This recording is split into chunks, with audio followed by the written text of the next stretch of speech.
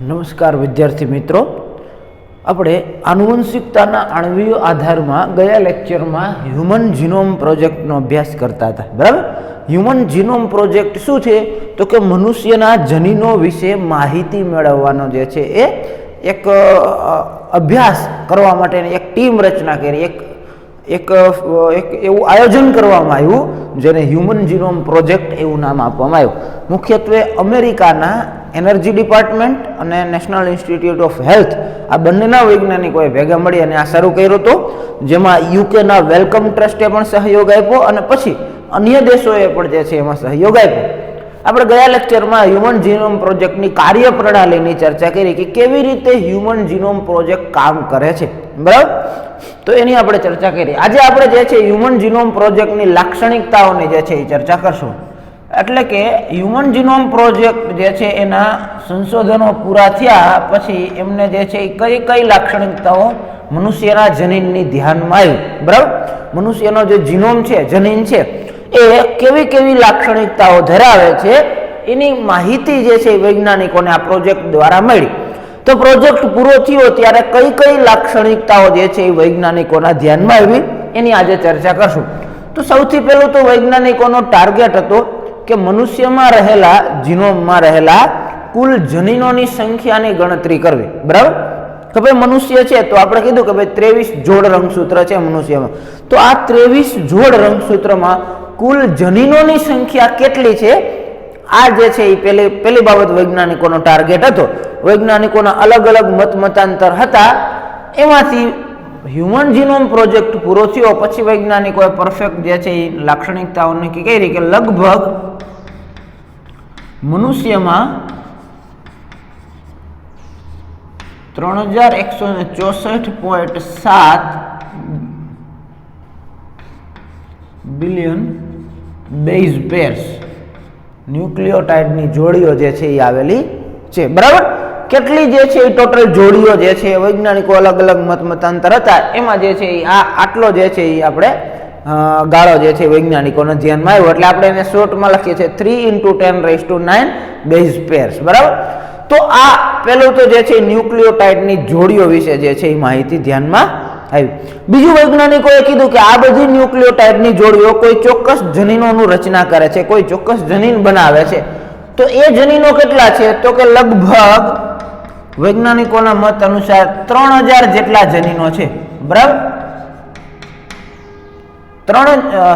જનીનોની સંખ્યા કુલ જે છે એ 30,000 જેટલી છે. વૈજ્ઞાનિકોએ જે છે એ સંશોધન કર્યું 30,000 જેટલી જનીનોની સંખ્યા છે. પેલા હ્યુમન જીનોમ પ્રોજેક્ટ પેલા એવું માનવામાં આવતું કે લગભગ 80,000 થી લઈને 1,40,000 જેટલા જનીનો હોવા જોઈએ, અંદાજ એવું વૈજ્ઞાનિકો કરતા હતા, પણ એટલા હતા નહીં. કેટલા જે છે એ અંદાજિત ધ્યાનમાં આવ્યા 30,000 જેટલા જનીનો જે છે એ મનુષ્યમાં છે, જેમાં અલગ અલગ જનીનમાં અલગ અલગ જે છે એ સંખ્યામાં ન્યુક્લિયોટાઇડની જોડીઓ આવેલી છે. એવરેજ જે છે એ કાઢીએ તો સરેરાશ દરેક જનીનમાં 3000 જોડીઓ જે છે એ બેઝ પેર્સ આવેલી છે. એવરેજ. બરાબર. કુલ જે છે એ 30,000 જેટલા જનીનો છે એમાંથી દરેક જનીનમાં એવરેજ 3000 જનીનોની સંખ્યા છે. કોઈમાં ઓછા ન્યુક્લિયોટાઇડ હશે, કોઈમાં વધારે હશે. દાખલા તરીકે મનુષ્યનું સૌથી મોટામાં મોટું જનીન છે એનું નામ છે ડિસ્ટ્રોફિન. બરાબર. એ 2.4 મિલિયન જેટલા જે છે એ ન્યુક્લિયોટાઇડ ધરાવે છે. તો કોઈ આવડા મોટા પણ જનીનો હશે અને કોઈમાં જે છે એ ઓછા 100-200 પણ ન્યુક્લિયોટાઇડ હશે. એવરેજ જે છે એ લઈએ તો કેટલી જોવા મળે છે 3000 બેઝ પેર્સ જે છે એ દરેક જનીનમાં આવે છે. એવા કેટલા જનીનો છે? 30,000 જનીનો છે. એટલે કે કુલ ન્યુક્લિયોટાઇડની સંખ્યા 3 × 10⁹ બેઝ પેર્સ જેટલી જે છે એ થાય. આ વૈજ્ઞાનિકોનું સંશોધન છે. દરેક જનીનમાં સરખા ન્યુક્લિયોટાઇડ નથી. એવરેજ કાઢીએ તો 3000 ની એવરેજ છે, પણ કેટલાક જનીનો એવા છે કે જેમાં સૌથી વધુ પ્રમાણમાં ન્યુક્લિયોટાઇડ છે. દાખલા તરીકે ડિસ્ટ્રોફિન નામનું એક જે છે એક મનુષ્યનું જનીન છે ડિસ્ટ્રોફિન, એમાં 2.4 મિલિયન જે છે એ ન્યુક્લિયોટાઇડની જોડીઓ આવેલી છે. બરાબર. એટલા ન્યુક્લિયોટાઇડ એક જ જનીનમાં છે. કોઈ જનીનમાં જે છે એ ઓછી સંખ્યામાં 100ની સંખ્યા 200ની સંખ્યામાં પણ ન્યુક્લિયોટાઇડ હશે. એવરેજ કાઢીએ તો 3000 જેટલા ન્યુક્લિયોડ થાય અને એવરેજ ટોટલ જનીનો જે છે એ કેટલા થશે? 30,000 જનીનો જે છે એ થશે. બરાબર.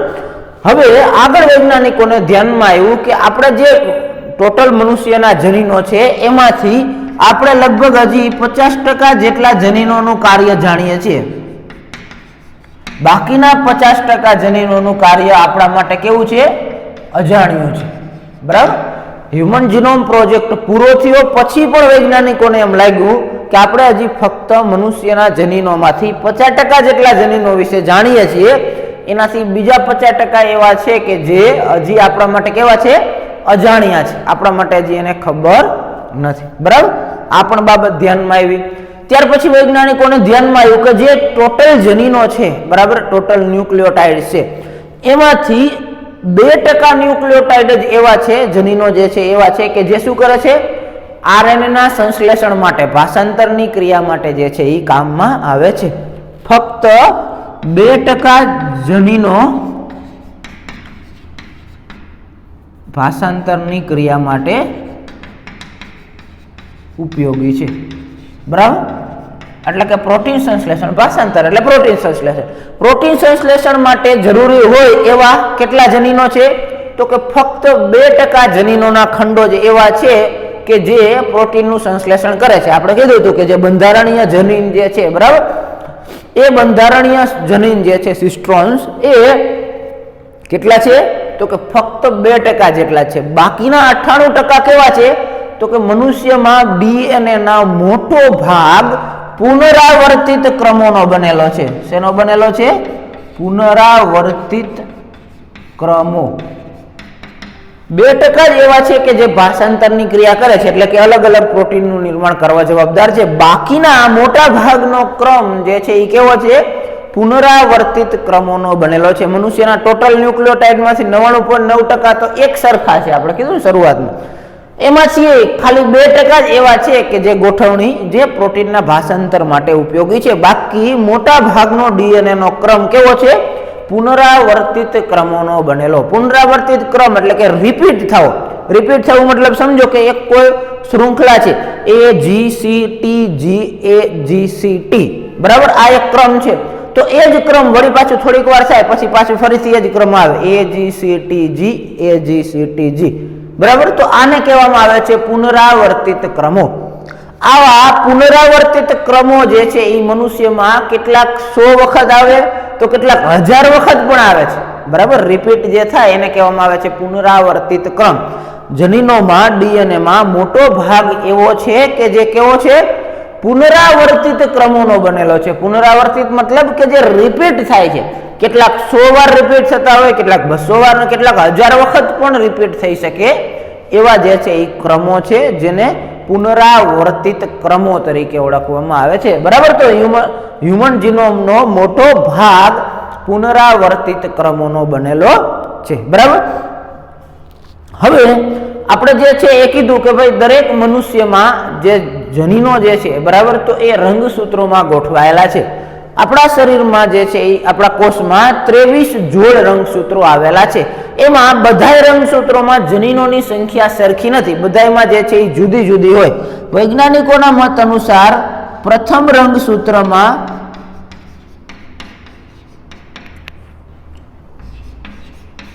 2968 જે છે એ જનીનો આવેલા છે. એ સૌથી વધારે સંખ્યામાં છે. જ્યારે છેલ્લા રંગસૂત્રમાં એટલે કે વાય રંગસૂત્ર જે પુરુષમાં જ જોવા મળે છે, એમાં 231 જનીનો આવેલા છે. બરાબર. દરેક રંગસૂત્રમાં જનીનોની સંખ્યા જુદી જુદી હોય છે. એમાં સૌથી વધુ શેમાં છે? પ્રથમ નંબરનું જે રંગસૂત્ર છે એમાં 2968 જનીનો આવેલા છે. જ્યારે વાય રંગસૂત્ર છે જે પુરુષમાં છે, છેલ્લું નાનું આપણે જે છે વળેલું કહીએ છીએ, બરાબર, એમાં કેટલા જનીનો છે? 231 જનીનો છે. એટલે કે દરેક જનીનોમાં, દરેક રંગસૂત્રમાં જુદા જુદા સંખ્યામાં જનીનો આવેલા હોય. જો સૌથી વધુ જનીનો હોય તો એ પ્રથમ નંબરના રંગસૂત્રમાં છે. કેટલા છે? 2968 જે છે એ જનીનો છે. જ્યારે સૌથી ઓછી સંખ્યામાં જનીનો ધરાવતું રંગસૂત્ર હોય તો એ વાય રંગસૂત્ર છે. એમાં ફક્ત 231 જનીનો જ આવેલા છે. એટલે આ રીતે જોવા જઈએ તો હ્યુમન જીનોમ પ્રોજેક્ટ આપણને મનુષ્યના જનીનોની જરૂરી બધી જ માહિતી આપે છે. હજી પણ એમાં ઘણી બધી માહિતીના સંશોધનો બાકી છે. હ્યુમન જીનોમમાં કેટલા ન્યુક્લિયોટાઇડ છે એ આપણને ખબર પડી ગઈ. એ ન્યુક્લિયોટાઇડમાંથી કેટલા જનીનો બને છે એ આપણને જે ખબર પડી ગઈ. દરેક જનીનમાં એવરેજ કેટલા ન્યુક્લિયોટાઇડ છે એ ખબર પડી ગઈ. સૌથી વધારે જનીનો જે છે ન્યુક્લિયોટાઇડ કયા જનીનમાં છે, ડિસ્ટ્રોફિન નામના, એ પણ આપણને જે છે હ્યુમન જીનોમ પ્રોજેક્ટથી માહિતી મળી. આપણે હજી 50% જેટલા જનીનોનું કાર્ય કેવી રીતે કામ કરે છે એ જાણી શક્યા છીએ. હજી 50% આપણા માટે શોધવાનું બાકી છે. ભાષાંતર માટે ઉપયોગી જનીન કયા છે, કેટલા પ્રમાણમાં છે, એ પણ હ્યુમન જીનોમ પ્રોજેક્ટમાં ધ્યાનમાં આવ્યું કે 2% જ ભાષાંતર માટે ઉપયોગી છે. બાકીના જનીનો કેવા છે? પુનરાવર્તિત ક્રમો, રિપીટેટિવ જે છે એ બનેલા છે. એના એક ક્રમ પાછો રિપીટ થાય, જે 100 વખત પણ આવી શકે, 1000 વખત પણ જે છે એ આવી શકે છે. બરાબર. અને અલગ અલગ રંગસૂત્રમાં જનીનોની સંખ્યા જુદી જુદી હોય છે. સૌથી વધુ સંખ્યા જે છે એ કેવા છે? પ્રથમ રંગસૂત્રમાં જનીનો છે, જે 2968 જનીનો પહેલા રંગસૂત્રમાં આવેલા છે. જ્યારે વાય રંગસૂત્રમાં 231 જનીનો જે છે એ વાય રંગસૂત્રમાં આવેલા છે. બરાબર. તો આ રીતે હ્યુમન જીનોમ પ્રોજેક્ટના જે છે એ લાક્ષણિકતાઓ જે છે એ વૈજ્ઞાનિકોને ધ્યાનમાં આવી.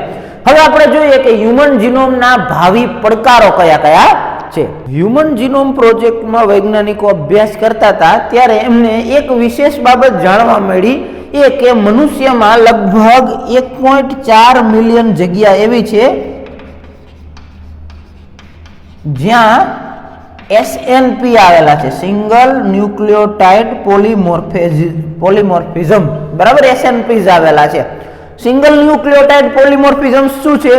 તો કે જે ડીએનએ નો જે ક્રમ છે, દાખલા તરીકે AGCTGGCA, બરાબર, આ ક્રમ છે. સમજો કે કોઈ પણ જગ્યાએ ફિક્સ ક્રમ છે. સમજો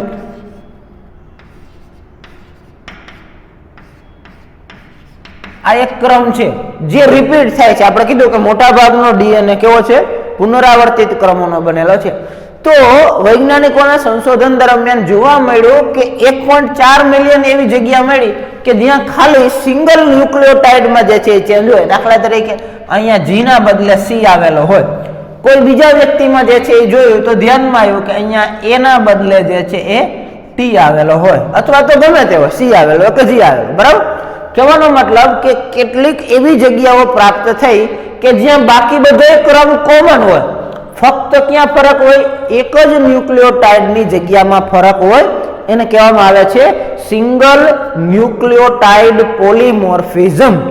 એકલ બેઝ જે છે બહુરૂપકતા. એકલ બેઝ બહુરૂપકતા એટલે કે અલગ અલગ વ્યક્તિઓમાં જો જનીનનો જો અભ્યાસ કરીએ તો બાકીનો ક્રમ સરખો હોય, પણ એવી એકાદ ન્યુક્લિયોટાઇડની જગ્યા એવી હોય કે જ્યાં એક ન્યુક્લિયોટાઇડના ક્રમમાં તફાવત હોય, બાકી બધું કોમન હોય. તો આવી જગ્યાઓ જે છે એ વૈજ્ઞાનિકોને કેટલી 1.4 મિલિયન જેટલી જોવા મળી કે જ્યાં આવા ફેરફારો હોય. અને એ ફેરફારોના આધારે વૈજ્ઞાનિકોને ઘણા બધા રોગોના કારણો, રોગોની સારવાર અને રોગોને અટકાવવાના ઉપાયો ખબર પડશે, અથવા તો એના વિશે જે છે આગળ અભ્યાસ કરી શકાશે. શું કામ?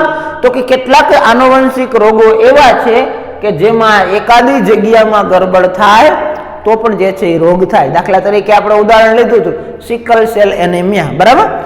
એ એક જ જગ્યાએ જે છે એ શું થાય છે? તો કે ખાલી એક ન્યુક્લિયોટાઇડના ક્રમમાં બદલી થઈ ગઈ એટલે એ રોગ થઈ ગયો. તો આવી જેટલી પણ ન્યુક્લિયોટાઇડના ક્રમની જગ્યાઓ બદલીવાળી છે એના આધારે વૈજ્ઞાનિકો જે તે રોગનું સંશોધન કરી શકશે, એના વિશે આગળ જે છે એ અભ્યાસ કરી શકશે. તો એ પણ એક હ્યુમન જીનોમનો મહત્વનો પ્રોજેક્ટ જે છે એ ફાયદો થયો. ત્યાર પછી જોઈએ હ્યુમન જીનોમ પ્રોજેક્ટનું પ્રયોજન અને તેના ભાવિ પડકારો. અત્યારે હ્યુમન જીનોમ પ્રોજેક્ટમાં આપણને ઘણી બધી માહિતી મળી છે. હ્યુમન જીનોમના માહિતી મળી કેવા કેવા જે છે હ્યુમન જીનોમ જે છે એ ન્યુક્લિયોટાઇડ ધરાવે છે, કયા ન્યુક્લિયોટાઇડમાં કયા બેઝ છે, કેટલા બેઝના આધારે કેટલા જનીનો બને છે, દરેક જનીન જે છે એ કેટલા ન્યુક્લિયોટાઇડ ધરાવે છે, દરેક રંગસૂત્રમાં કેટલા જનીનો છે. આ બધી માહિતી આપણને હ્યુમન જીનોમ પ્રોજેક્ટમાં મળી, પણ હજી પણ એમાં ઘણું બધું સંશોધન બાકી છે. આપણે કીધું એમ કે 50% કરતા પણ જે છે એવા જનીનો છે કે જેના કાર્ય વિશે વૈજ્ઞાનિકોને ઝીરો ખ્યાલ છે, બિલકુલ ખ્યાલ નથી, બરાબર. તો હજી પણ આ હ્યુમન જીનોમ પ્રોજેક્ટને આગળ વધારવો પડશે, એટલે અત્યારે ચાલુ જ છે, બરાબર. આપણે એમ કહીએ છીએ કે 2003માં પૂરો થયો, મતલબ કે એનો ટાર્ગેટ પૂરો થયો, પણ એના સંશોધનો હજી પણ ચાલુ છે. એમાં ફક્ત ખાલી અમેરિકાના એક જ વૈજ્ઞાનિકો ચાલશે નહીં, વિશ્વના બધા જ દેશોના વૈજ્ઞાનિકોએ ભેગા મળી અને આ પ્રક્રિયાનું સંશોધન કરવું પડશે. અત્યારે કરે જ છે અને ભવિષ્યમાં પણ કરશે, કારણ કે આ એક બહુ મોટો વિષય છે હ્યુમન જીનોમ. એમાં ઘણા બધા બાબતો જે છે એનો આપણે અભ્યાસ કરવાનો હજી બાકી છે. એટલે ભાવિ પડકારમાં જોઈએ તો પહેલો પડકાર એ છે કે આપણે વિશ્વના બધા જ વૈજ્ઞાનિકોને ભેગા લાવી અને આ પ્રક્રિયા ઉપર સંશોધન કરાવવું પડશે, તો આપણને બધી જે છે એ માહિતી પ્રાપ્ત થશે, બરાબર. બીજો પડકાર એ છે કે હ્યુમન જીનોમનો જે આપણે અભ્યાસ કરીએ છીએ, બરાબર, આપણે માનવના જનીનો જે અભ્યાસ કરીએ છીએ એ જનીનોની કાર્ય પદ્ધતિ પણ જાણવી ખૂબ જરૂરી છે, કે કયું જનીન કેવી રીતે કામ કરે છે. તો એના માટે પણ જે છે એ આપણે હ્યુમન જીનોમ પ્રોજેક્ટનો જે છે એ ખૂબ જ જરૂરી છે, કારણ કે આપણે જુદા જુદા જે છે એ જનીનોને આપણે ઓળખવા એ મેન્યુઅલી ઓળખી શકાતા નથી. એવા વિશિષ્ટ સાધનોનો જ ઉપયોગ કરવો પડે કે જેથી આપણે જનીનોનો ક્રમ ઓળખી શકીએ, જનીનોનો તફાવત ઓળખી શકીએ. તો એ પણ જે છે હ્યુમન જીનોમ પ્રોજેક્ટનો ભાવિ પડકાર છે કે એમાં આપણે વિશિષ્ટ સાધનો વિકસાવવા પડશે, આખા વિશ્વના વૈજ્ઞાનિકોને ભેગા કરી અને પછી આ બાબતનું સંશોધન કરવું પડશે. એ પણ જે છે એ હ્યુમન જીનોમ પ્રોજેક્ટનો ભાવિ પડકાર છે.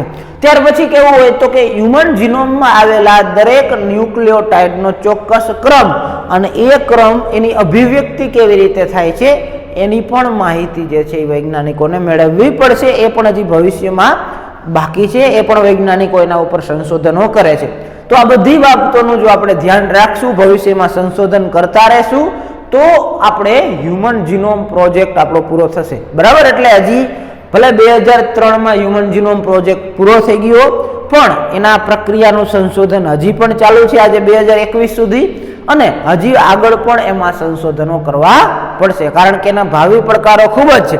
દરેક બાબતની જાણકારી મળે, એ જાણકારીના આધારે આપણે જે છે એનું સંશોધન કરી શકીએ. દાખલા તરીકે પેલા શું થતું હતું તો કે વૈજ્ઞાનિકો કોઈ એક રોગનો અભ્યાસ કરતા હોય તો એને ચોક્કસ જનીન વિશે એક અભ્યાસ કરી શકે. હવે હ્યુમન જીનોમ પ્રોજેક્ટ આવી ગયા પછી હવે વૈજ્ઞાનિકોને સાર્વત્રિક માહિતી જે છે એ મળવા લાગી. પહેલા શું થતું હતું, દાખલા તરીકે એક રોગનો અભ્યાસ કર્યો, સિકલ સેલ એનેમિયા, તો વૈજ્ઞાનિકોને ખબર છે કે ભાઈ આ નંબરના રંગસૂત્રમાં આ જનીનમાં ખામી છે, તો કઈ ખામી છે ને કેવી રીતે સુધારી શકાય એનો અભ્યાસ કરી શકાય. હવે કોઈ નવો રોગ છે, દાખલા તરીકે કેન્સર છે, તો એમાં જનીનોમાં ક્યાં વિકૃતિ થાય છે એ જાણવું હોય તો વૈજ્ઞાનિક પોતે એકલો પ્રયત્ન કરતો હોય તો શું થાય, એક જ જનીનની માહિતી મળે. પણ હ્યુમન જીનોમ પ્રોજેક્ટમાં આખા મનુષ્યના બધા જનીનોની માહિતી મળવાના કારણે આવા કેન્સર જેવા રોગોમાં એક કોઈ કારણ નથી, એમાં કેટલાય પ્રોટીન ભાગ ભજવતા હોય, કેટલાય જનીનો એકી સાથે કામ કરતા હોય, તો આવા જે જટિલ રોગો છે એની માહિતી પણ હ્યુમન જીનોમ પ્રોજેક્ટના સંશોધન દ્વારા મળવા લાગી, અને એનો ફાયદો ભવિષ્યમાં પણ થશે. આપણે જે જુદા જુદા કેન્સર જેવા રોગો જેની હજી આપણને સારવાર નથી મળી, તો એના ઉપર આપણે અભ્યાસ કરવો હશે તો એમાં આપણને હ્યુમન જીનોમ પ્રોજેક્ટનો ખૂબ ફાયદો લેવો પડશે. અત્યારનું જ ઉદાહરણ લઈએ તો કોરોના જે છે, કોરોના વાયરસ છે, બરાબર, એના માટે જે આપણે એન્ટીબોડી બનાવવાના છે, મતલબ કે આપણે વેક્સિન બનાવવાની છે, તો એમાં વૈજ્ઞાનિકોએ જે સંશોધન કરી અને અત્યારે જે વેક્સિન તૈયાર કરી છે, તો એ વેક્સિનમાં હ્યુમન જીનોમ પ્રોજેક્ટનો અભ્યાસ ધ્યાનમાં લેવામાં આવ્યો હતો, કેમ કે એના આધારે જે છે એ જનીનોની પ્રક્રિયા જે છે એ સમજી શકાય હતી. એટલે એ હ્યુમન જીનોમ પ્રોજેક્ટ એ ભવિષ્યમાં ઘણા બધા કાર્યોમાં ઉપયોગી થશે, અત્યારે થાય છે અને ભવિષ્યમાં પણ થશે, બરાબર. તો આ રીતે હ્યુમન જીનોમ પ્રોજેક્ટની જે છે એ આપણે ચર્ચા આપણે કરી. નેક્સ્ટ લેક્ચરમાં આપણે જે છે એ ડીએનએ ફિંગરપ્રિન્ટિંગ ટેકનોલોજીનો અભ્યાસ કરશું કે ભાઈ આપણે ફિંગરપ્રિન્ટ તો આપણને બધાને ખબર છે, તમે બધા સીઆઈડી જોતા હોય તો તમને ખબર કે હાથના આંગળાની છાપ આપણે જે છે એ ગમે ત્યાં રહી છે. આપણા બધાના આંગળાની છાપ જુદી જુદી હોય, આપણે આધાર કાર્ડ હોય કે જે તે હોય, બરાબર, એમાં આપણા આધાર કાર્ડની છાપ સચવાયેલી હોય. એને કહેવામાં આવે છે સાદી ફિંગરપ્રિન્ટ. પણ એના કરતાં પણ એક વિશિષ્ટ પ્રકારની ફિંગરપ્રિન્ટ છે, એને કહેવામાં આવે છે DNA ફિંગરપ્રિન્ટ. હાથના આંગળાની છાપ પણ આપણે જે છે ગ્લવ્સ પહેરી લઈએ કે એવું કરીએ તો એ નીકળી જાય, એ રહે નહીં. સાફ કરીએ, ધોઈને સાફ કરીએ તો નીકળી જાય. પણ DNA ની ફિંગરપ્રિન્ટ જે છે એ ક્યારેય બદલી શકાતી નથી. તો એ શું છે, એનું સંશોધન કેવી રીતે કરી શકાય, DNA ફિંગરપ્રિન્ટમાં કેવા પ્રકારની બાબતોનું ધ્યાનમાં રાખવાનું, અને એ ફિંગરપ્રિન્ટ જાણવી હોય તો કઈ પ્રક્રિયા દ્વારા જાણી શકાય, એ બધી બાબતોની ચર્ચા આપણે આવતા લેક્ચરમાં કરશું. બરાબર.